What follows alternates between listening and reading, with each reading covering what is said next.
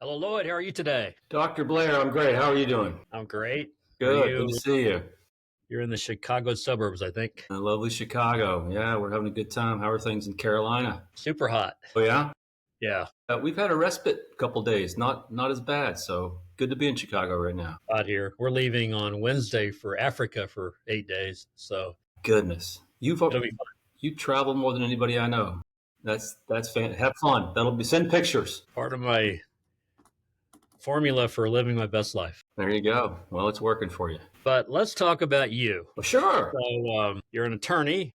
Tell us how or why you chose to go to law school. I wish I had a really great story of how I grew up with this burning ambition to be a lawyer, but I didn't. My dad's father was a lawyer, and I think my dad always regretted not being a lawyer. So I got a feeling he planted that seed somehow. So Okay. when I was coming out of college with a journalism major and not great prospects for a job, law school was just the obvious choice. Well, let's put off reality for 3 more years and go try this law school thing. And everybody said and still says, even if you never practice law, a law degree is a great thing to have. And that's certainly true, right? So it was not a great design. It just sort of happened that way, and the career unfolded the same way. You know, I started with a good sized firm and spent a few years there, and then after I guess 4 years doing mostly business litigation, I went in house, which I didn't really understand at the time, sort of the dichotomy between in house lawyers versus law firm lawyers. But the basic thing is in house lawyers practice triage and problem solving, and law firm lawyers sell billable hours. So that's the distinction. So that was a good fit for me. I liked being part of business teams and really got to love helping a company succeed, right? And helping them avoid pitfalls and capitalize on opportunities. And I've been doing that ever since. So you chose journalism. Was that for a reason? I was always the college, high school, middle school, journalist guy working on the paper. I started my own neighborhood paper when I was like 12. It's just always something I got into. I don't know how. There's no writer to speak of in my family, but it was a thing I always wanted to do. And it is a great background for law school. Because law school, you're graded almost 100% on what you write on, one exam per class. And I had a huge advantage that served me really well in law school just because I could write. Yeah. It's an incredible skill to have. So I'm grateful for that. I missed a couple of core courses I probably should have taken. Calculus probably wouldn't have hurt a little bit, and maybe more econ, but I learned what I needed to know on the fly working for these great companies. Back in the day before AI helping you write, right? That's you, Brett. That's you. AI is the enemy. No, with your inspiration, I've been trying to incorporate AI more into my work and life, and it's fascinating. I can see why you've been just so into it. No, it's blowing my mind. So were you raised in an entrepreneurial family? My dad was a serial entrepreneur, went through everything from private detective agency to pest control. Wait a minute, you said private detective agency? Lloyd's detective agency No way. was his thing. And Cool. I think it was a glorified security guard business, but he did that for a while, and then he'd always, 2, 3 years, he'd think of something else, and he ended up in jewelry for the better part of his career and was a really successful jewelry store operator. So yeah, I've been in, around small business all my life. It's sort of in the genes. Okay. Yeah. I'm curious because you said you worked for a big law firm for a while, and I know now you own your own business and you provide legal support for all kinds of different companies. So I was curious if there's like a business mind in you that keeps you interested in that, providing legal help for entrepreneurs, for example. Yeah. So the first half of my career, I was like everybody else. I was an employee for somebody, either a firm or a corporation, Fortune 500 corporations. I did all that, and that's different. That's different than starting and running a business. And most of our clients are not, large public companies. These are mid-sized companies. Some of them pretty large, in the hundreds of millions of dollars, but they're more fun to work for. What I found as I sort of climbed the corporate ladder and finally ended up, one of the youngest Fortune 500 GCs in the country. The higher you got, the less fun the job got. To where you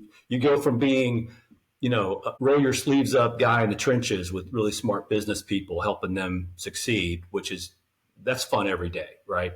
And then you sort of climb, and sooner or later you realize you're a bureaucrat, and you're worried about budgets and, which director has to have a treadmill in his hotel room and what the CEO's golden parachute looks like, stuff like it. Just, you got so detached from the business. I think that's sort of what started this idea for outside general counsel. I thought, I could keep doing this for one company and just sort of be here and the scenery doesn't change. What if you did this on a fractional basis for, a handful of companies? So the scenery changed. You got the benefit of a broader practice, right? You didn't get in a rut. And so that was sort of how this formed. That was my idea. So in the Great Recession, after, firing most of my 30-person staff to downsize and going through all that trauma we all went through, I started this.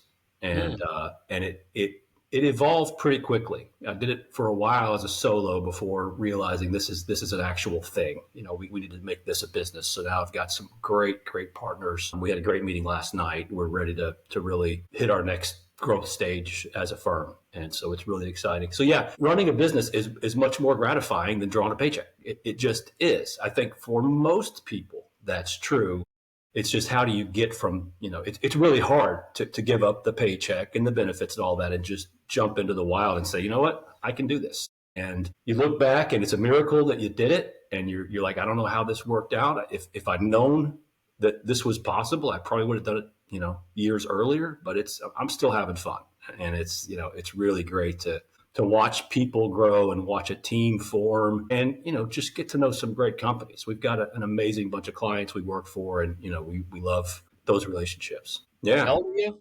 How old am I? Yeah. I'm 57 years old, bro. 57. All right. 57, going on 80. For a young man. Yeah. You kind of alluded to it, but let's tell the audience again, what kind of law do you specialize in? I know you're not a litigator. I'm a recovering litigator. I did that in my early career, and recovery. It's interesting and it's fun. One of my partners now still does some litigation. I just tell him, how can you bear that? It's just, it's a different. I respect people who do it for a living. I wouldn't want to do it for a living because it's all conflict all the time. And, it's just selling billable hours is what it boils down to. So I wouldn't go back to that, but I did that. So I don't specialize in anything. I specialize in generalizing. We are general counsel, and that means we sort of cover the whole array of legal issues a company faces. And we, like in-house attorneys, we lean on experts when we need them, but we've got a lot of pockets of expertise on our team. But yeah, I've worked on employment issues. I've worked on a bunch of contract issues. I'll be working on M&A issues soon. We really cover pretty much everything a business works on outside of litigation. We don't go to court, but we do dispute management. So, one of the things that I've learned after paying hundreds of millions of dollars of legal bills for other people, right, is you really can lose a lot of money real fast hiring law firms. And they are not geared to give you simple or economic solutions. I mean, it's just the model. They're geared to sell billable hours, and they do it really well. And I'm not knocking them. The work product, especially with a lot of the big firms that we work with, it's amazing.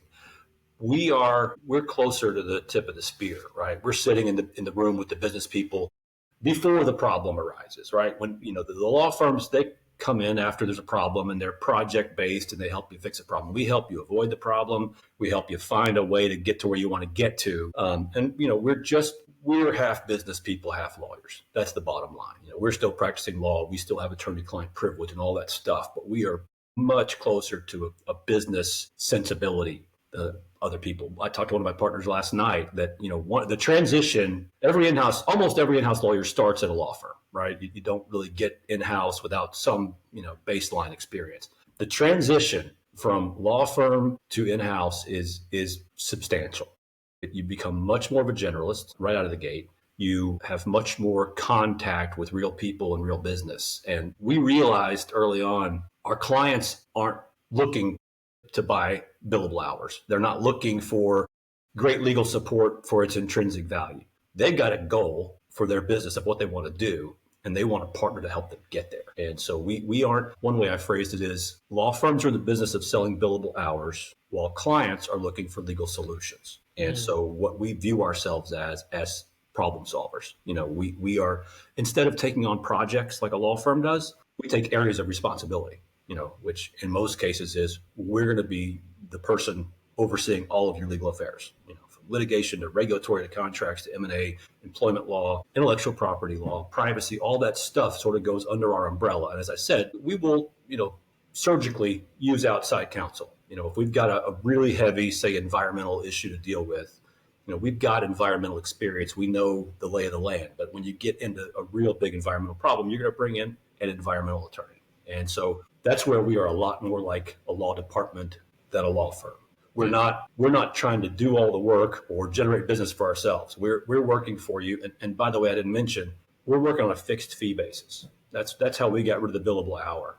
We look at a client's profile, spend some time with them, and figure, okay, this looks like a $5,000 a month project, and so we'll try that for a few months. And sometimes we understate it, sometimes we overstate it, but usually we get it pretty much right. And our value is our efficiency. And you can imagine paying an attorney by the hour. Efficiency isn't really in his self-interest. Pay me a fixed fee, you'll be surprised how quickly stuff gets done, because I need to churn it out. I've got you and 7 other clients, and I can't waste a lot of time. So we are efficient. We keep it simple. We are not big fans of the 100-page contract. Whenever I help a client with anything to do with banking or lending, I pull my hair out at how, by design, they make those contracts as long and as complicated as possible. And the reason's really simple. The attorneys working for the bank are getting paid by the bank's customer. Yeah. The client, that's my client, right? And they have no control over it. And I'm like, we could do this so much simpler, but this big law firm isn't going to have it. So, there's a racket. There's a racket that we're familiar with, and we do work really hard to keep it simple. We have a great set of basic forms that you can tweak to any kind of business. We're very comfortable with them. They're fair. They don't create a lot of friction with your customer. One thing we try never to do is get in the way of a transaction. I can't think of many instances in my decades of practice that I've let my legal objectives get in the way of the ultimate objective, which is sell this thing or sign this deal or buy this company. Those. You've got an objective, and I think we align much better than most law firms do in that regard. And you can probably tell I've got a big bias for in-house counsel, but we're not that either, right? Big companies have in-house attorneys, and that's great. We don't really support them much. We go to companies that don't have in-house counsel, but have some pretty significant legal needs. As I said, we've got some really big clients, but we've also got some, small mom and pop clients that they put us on retainer, frankly, just for the security blanket. Just knowing if it's 7 p.m. and they got a problem, they can call me. And yes, they're a small client, but they've been with me a long time, and I'm going to take that call. They don't go to my secretary or my associate. They get me, and they know I can help them solve their problem. So they're happy to have us on retainer. So we mix pretty well with big clients and small clients. We can sort of scale to fit what somebody's needs are, up to the equivalent of a full-time attorney, which we don't do with one person. We do with, several people working different parts of the file. So it's fractional hasn't really caught on in legal yet. Fractional is much more common with finance people and those kind of folks.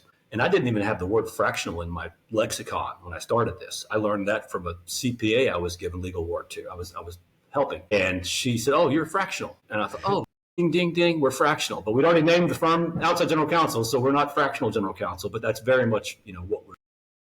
That's cool. And I'm guessing you help your clients avoid problems. Yeah. Like you're advising them along the way before a problem really shows up. Ounce of prevention, right? It's I think that's probably the single greatest value add that we do. I refer to it as the 5-minute phone call that, the clients who know me, and I know their business, I know what they're doing. It may not even be a pure legal issue, but they just think, okay, I'm gonna call and have a 5-minute chat with Lloyd and figure out the best way to get to where I'm trying to get to. And usually we can add a lot of value in those 5-minute calls. Yes, we do a lot of work product. We generate a lot of contracts and all that, but we also really pride ourselves on being the consigliere for a great company. And I arrogantly have called myself the CEO whisperer in the past. I hope none of my clients see this. But that relationship is so critical to us. We partner with the CEO and the senior management team. And one of my long-standing clients had retained me to be an outside GC. And his observation was, I don't think most of the people in my company knew that you weren't an employee. you're embedded. You're truly part of this team, and the way you get paid is not something anybody really thinks about. They just know that you're our general counsel, and they can call you, and I can call you. And we do really try to emulate a true legal function where you just outsource it and you don't need to worry about legal. You don't have an accountant trying to manage outside law firms, which is often the case and not always the best way to do it. Because, you can tell I've got some skepticism about big law firms. I love them. They're great, but they're overpriced and too slow and inefficient. And so I think of them, a law firm is a great place if you've got a big project, a big problem or a lawsuit. If you just want to have your business run day to day and have good legal input, as you say, before the problem arises, we're a better fit for that. Nice.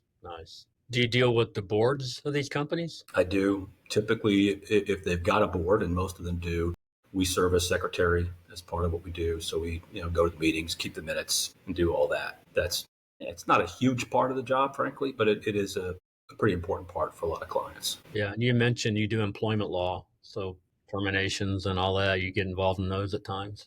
For every client, employment is a pretty big part of the puzzle. And I'm not an employment lawyer. I'm not really an anything lawyer except business lawyer, which encompasses a lot. We have a great employment lawyer on our team, and so when it gets into the weeds, she's the person dealing with the can this person be disciplined for this conduct, or how do these benefits work, and that stuff. We've got people who live and breathe that that end of it.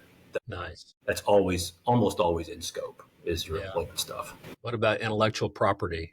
Do you touch that? Got a great patent lawyer on our team as well. He sort of oversees that. Some clients it's a big deal. Some clients it's not a very big deal. But giving them the resource to understand what their intellectual property is and what it could be, and things that they could get in trouble for. That's critical. So IP's in there. The meat and potatoes, Brett, is contracts. Every company's going through contracts, big and small. And we've got a video series out there, the Business Law Boot Camp. One of my mantras in there, and this applies to almost every kind of contract: don't ever fall for an automatic renewal. Just don't let them put that in your contract. I've seen so many bad stories where somebody thinks they're at the end of a contract, only to realize that on page 7 they didn't read that far or they didn't understand it. But 9 months ago, you were supposed to say, "I'm leaving," or you got 5 more years, and it's a nightmare. And I've so that you'll find that in multiple of the videos where I just get on my soapbox about automatic renewals. And by the way, I put my money where my mouth is. With OGC, we are always a month-to-month resource. So we tell clients on the front end, you can try this for a month or 6 months or 12 months, and our job is to justify our existence. We don't wake up in the morning and think, how many hours can I bill that client? We wake up in the morning saying, how can I make that client want to keep me next month too? And the way you do that is by contributing, and making sure you're actually helping the business and you're having an impact. So it's again, to me, the model's a no-brainer. It's funny though, the fixed fee thing, almost every new attorney that's come into OGC, that's been their stumbling block. Because we're just so programmed to say, well, if I don't get paid by the hour, how do I know I'm getting paid enough? And, you walk them through it and you say, first of all, the clients, they're happy with this arrangement. And they also understand that if you're paying me $5,000 a month, that's going to get you a lot of support. It's not going to get you unlimited support. That's not what we do. We're accessible. We're there 24/7. And I'm not going to whine if one month you've got a big project and it hits us pretty hard. That's fair, because the next month back to normal, maybe a light month. The CEO's on vacation, so it all washes in the end. And we also have a flexible model. If we are with a client that's got much greater needs than we anticipated, we have an adult conversation and say, look, we know we said 5,000, but here's what we're doing for you. And we can also show them, here's what this would cost and other ways you could do it, and we always explain their options. And clients are very reasonable. I mean, they understand that we are trying to add value, that is our model. And as long as we deliver, they don't mind paying us fairly. And even though we aren't cheap, we are almost always the least expensive option. And I think usually the better option versus staffing up. If you're big enough that you need a law department, that's great. Do that. We have gone into companies on an interim basis and help them sort of evaluate what do we need long term. And if the answer is you're a $2 billion company, you got a ton of legal stuff, we can do it, but you're probably at a point now you've got to start building a law department, and we can help you do that. We are there to help, and sometimes the help is making yourself obsolete. Not often, but sometimes that's the way it goes. And so, but most of our clients are in that sort of 10 to 100 million range, and not really big enough for that to be an option. We've got some bigger clients that probably could justify it, but they're happy with what we're doing for them. Yeah, good. The greatest thing about this business, Brett, is almost nobody else is doing it. Nice. It's really kind of an empty field. I mean, every law firm, not every, most law firms have something where they say, oh yeah, we can also be your outside general counsel. What does that mean? Well, we're going to bill you some more hours and we're going to call it general counsel. And it's not what we do at all. And so we are one of the only offerings of this type. And I think in terms of the fixed fee, we're really alone out there. Wow. And again, it scares the attorneys to death until I explain it to them. And then after they've done it for, a few months, I'm like, no timesheets? You're kidding me. And so our income is very predictable and the client's cost is very predictable. And that works pretty well for most people. Nice. Yeah. So you're based in Chicago. I am. But you can do legal work across the country. Is that true? Or we've got affiliates in a bunch of states, so we can cover something like half the country with resources we already have, and we do have sort of a network nationwide. If we need to do something in a state where we don't have somebody on our team who's licensed, we go and partner with somebody locally if it's a good fit. All right. Yeah. And how many partners do you have in your firm? We are at 9 attorneys right now, and Nice. We've got a profile for our attorneys. So to be at OGC, you have to have actually cut your teeth in-house. And so we've all made that transition I mentioned where your brain kind of switches from the left side to the right side or whatever it is, but you get it. You get it. And so all of our attorneys are, decades of experience. Everybody's got substantial in-house experience, and everybody's bought into this model. So we feel like we take care of our clients. That's beautiful. I'm going to shift to just talking about entrepreneurship in a bit, but let's tell the audience how to get in touch with you. OutsideGClaw.com is our website, and you can find everything you need there. So yeah, please visit the site. We've got some helpful videos on there to teach you a few things about what we do, and happy to talk to anybody who wants to discuss whether it's a good fit. Like anybody, we do free consultations and sort of figure out what works. So yeah, please visit OutsideGClaw.com. And I want to just now talk about entrepreneurship. Yeah, We're both playing that game. Yeah. Different ways, but you're very successful at it. We've worked together for a while, so I know you've learned a lot. You're still learning. Yeah. I'm curious what advice you would give other, let's say a person who just left. Let's talk about an attorney. An attorney who's been working in-house for 25 years and decides to go out and start his own firm. Any advice you would give? Well, that person, I say, call me and we'll work together. Yeah, you bring him in. Yeah. No, but I know what you're asking, and I learned a lot of this from you. In all seriousness, we started together. I was still a solo practitioner doing basically this, but more or less on my own. I had some part-time help, and that was fine. It was working okay, but I just got this bug, wanted to see if this could be expanded, because every client I went to, every time we did this, they were like, "This is awesome. Why haven't we been doing this before?" And it's just a really great and simple model for a lot of companies. So with your help, I kind of had a business plan and thought about, okay, what's this going to look like? And looking back, what's interesting to me is how many just small pedestrian steps are involved. You're waiting for lightning in a bottle, and then you realize, okay, let's see what I got to do. I gotta incorporate. I gotta get a website. I gotta get a location, an office. I gotta do these basic blocking and tackling things, and it was inefficient. And I'd never done most of that before. We worked our way through it, and it just works. You trust the process, some people say. And so starting a business, I think small, not small results, but the small steps you need. What's the critical path and all the stuff you have to get where you want to get to. And that's all very clear to me looking back. It felt like chaos a lot of the time when I was going through it. And it's gratifying that it worked. It's because I've this, I've been involved in a few crazy startup companies trying to start a weird, crazy, novel business. And those have not all gone well, right? Great experiences, but they haven't gone well. This business is what I know how to do. It's what I've been doing for 30 plus years. And I've got great partners, and we challenge each other, we support each other. And so I guess, yeah, figure out the small steps to get there, find good help along the way, find a great coach, even if you think you know everything, which I certainly thought I knew everything. The process you and I have is always so like, it's like therapy. You get me talking, you get me thinking, and we hang up the phone, and I've got this list. Okay, here's 4 things I got to do. And I sort of knew they were there, but I needed somebody to talk me through it and sort of cut through the noise and focus on these baby steps, these little pieces that sort of get you where you want to get to. So thank you, Brett, in all sincerity. Thank you. Thank you. You're a lot of fun to work with. Hey, how do you handle when it feels really dark, like it's not working? What advice would you give to somebody else? Take a break.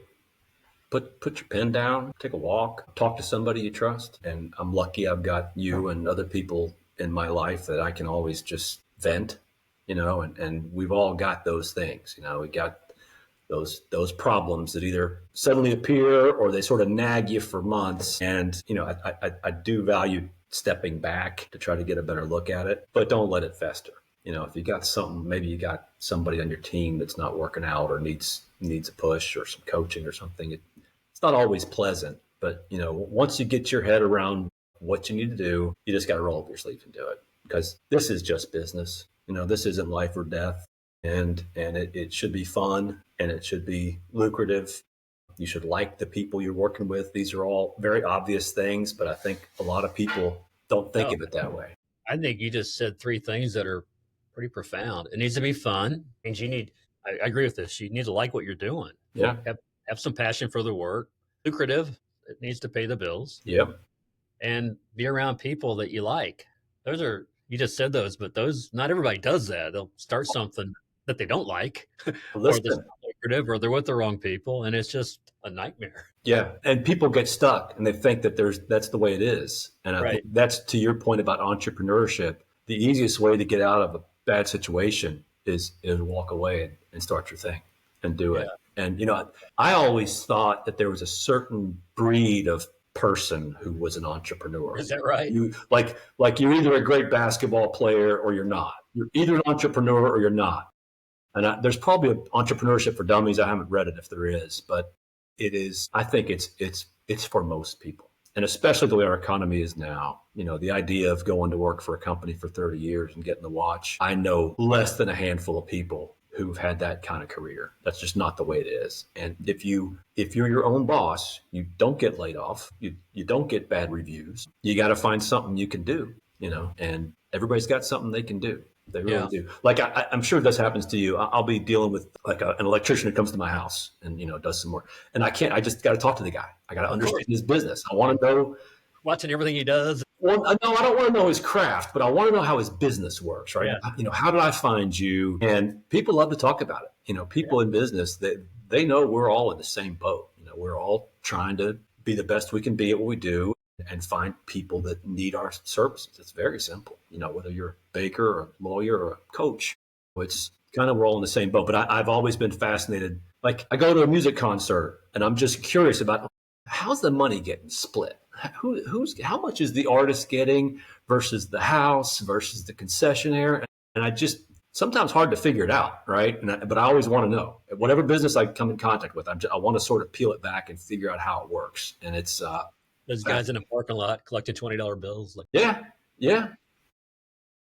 You can make a business out of anything, right? You can make a business out of anything. And I mistakenly tried to do it with a few like sort of novelty, crazy, inspired ideas. And I didn't have much luck. Some people do, but I think that's sort of that lightning in a bottle. Figure out what you're good at and go and do that. What you like doing. Yeah, it works. That's so good. Brett, I could never go back and be an employee for anybody. I don't care what you offered me, what it was. I mean, maybe tour manager for the Rolling Stones next tour. I might take that gig, or general counsel for the Tampa Bay Buccaneers. I might take that gig. Maybe. But paychecks, they sure are comfortable, right? You remember paychecks, right? You got them at one time, right? But I remember this too. I used to think that a paycheck, a salary job, with all the credentials was security. I've come to learn that's not security, because Uh-uh. that rug could get pulled any minute when you're least prepared. Some meeting in some other room in some other state pulls the rug on you, and you're completely flat-footed. I now know the most security is self-employment, Yeah. where you grow in your confidence that you can make money doing something valuable in this place called the free enterprise. Right. And Right. and you have a lot of bosses, and You, you also have no bosses, right? and there and there's no end date at a certain age, and all of a sudden, quote, you're retired and you begin to decline. Yeah. Or the company gets sold or goes under or gets a new Yeah, CEO who doesn't like you. all that. None of those things are Yeah. problem. I think it's more stressful, and I think it's gotten even more stressful having a paycheck. But it's like the golden handcuffs. Oh, it's like I got my bills to pay. I got my budget working here, and I do think it's challenging. I got a fly, bro. I'm gonna take a break and kill this fly. It's challenging because you got to have some capital. It's hard to start a business, whatever it is, without some capital. Now, my business is not very capital intensive. Neither is Nice. yours, but you still got to eat for 6 months while you're trying to get the business up and running. So I was lucky I was able to do that, but I don't take that for granted. That it's not. If you are the typical American working paycheck to paycheck, you got exactly zero cushion in your life to sort of lean back on. So I can't fix that problem for people. That's a real one. Be I would part of a advise. rich family or have a rich spouse, maybe solve those Yeah. problems. No, and I do this a lot. I advise that mid-career person to start a side gig earlier, start building it, so Yeah, that when you either get the plug pulled on you or you choose to pull the plug on that corporate job, you got some momentum going. that's a You real can good idea. Real good. or save some money, but plan it. Don't just wait for it to happen. Well, hey, so we've been talking about business and entrepreneurship. How about life in general? We're kind of in the same age group. Old, Old. We don't act old. old, but refusing to accept it. Right in denial. You're making fun of me for going to Africa. You just went to Europe. I mean, we're both with pretty Eastern European women. Amazing European gals, right? We have Yeah, no, never know part of this video has to be seen by at least two people, right? that's right. Our beautiful significant others. Our Yeah. beautiful significant others. So I think seriously, we both have a zest for life that not everybody our age has. yeah, I know a lot of guys my age that retired a few years ago, and they're just depressed, getting fat, yep, like their bones hurt, and just that's right. I mean, what was it Tom Petty said? You never slow down, you never get old. I think that's a Petty lyric.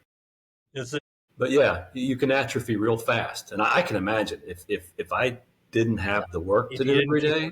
didn't have work to do, didn't have gym to go to, Yeah, didn't have a pretty lady to travel with, yeah, atrophy. Yeah. atrophy. So I'm really inspired to help other men not do that. Yeah, But do you have any advice on like how to flourish in your 50s and 60s? work out, whatever it is, walk, run, whatever. Too many guys our age have just sort of let that fall behind, and I think your brain atrophies if you let your body go to shit. I think they Hmm. go together. So, and I'm always struggling to be more committed on that. I go through phases where I do, but I can tell. If I'm in a period where I'm working out every couple days, Yeah. You feel better? everything's better. Everything's better. Everything's better. I wish I'd known that at an earlier age, right? But I know it now, and it's just a matter of yesterday. I got up and I was tired, and I had a bunch to do. I was like, I don't care. I'm putting on the gym stuff because if I put it on, I'm going to go for a run. I got my run in, and it felt great. And I'm not like you. I'm not going to do any marathons or anything crazy like that. But